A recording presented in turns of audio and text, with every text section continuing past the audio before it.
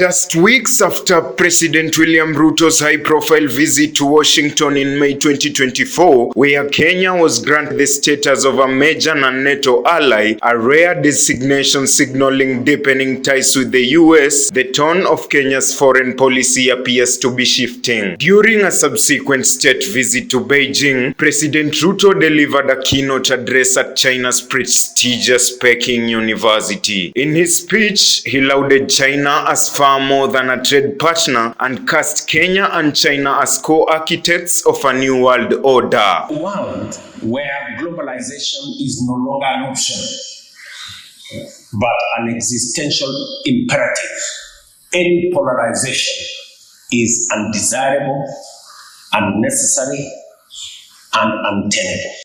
Kenya and China are not merely trade partners. We are co-architects of a new world order, one that is fair, inclusive, and sustainable. The remarks have sparked concern in Washington, where officials are now questioning whether Kenya's deepening ties with Beijing could come at the expense of its strategic partnership with the US. US Senator Jim Rich, a senior member of the Senate Foreign Relations Committee, has urged caution in dealing with African nations like Kenya that maintain robust ties with China. The US Senate is now calling for a review of its strategic relationship with Nairobi, raising alarms over the potential jeopardy to joint defense operation and diplomatic gains. Many African nations maintain troubling ties with China, including key national security partners. Just last month, President Ruto declared that Kenya,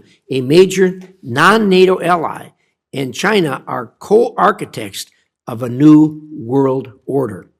That's not just alignment to China, it's allegiance.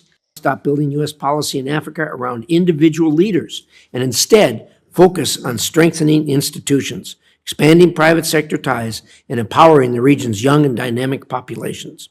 At the heart of this debate is China's growing influence in Africa, particularly through major infrastructure projects across Kenya, from roads and railways to energy investments. Projects that have been vital to Kenya's economic development. Analysts say the current standoff could force Nairobi into an uncomfortable balancing act between two competing global powers. The recent visit by Finnish President Alexander Stubb may offer a glimpse into Kenya's broader vision, as he echoed a sentiment shared by many African leaders. We live in a world where the world order is changing. It'll take about 5 to 10 years for it to settle down, and there will be a set of key states which decide whether we tilt towards multilateral cooperation or perhaps a bit more multipolar transaction, and Kenya is certainly one of those countries. As questions swirl around President Ruto's allegiances and Kenya's foreign policy direction, the coming months may determine whether Kenya can maintain its role as a strategic partner to both East and the West, or be forced to choose a side. Emmanuel Barasa reporting for News Outlook at 1,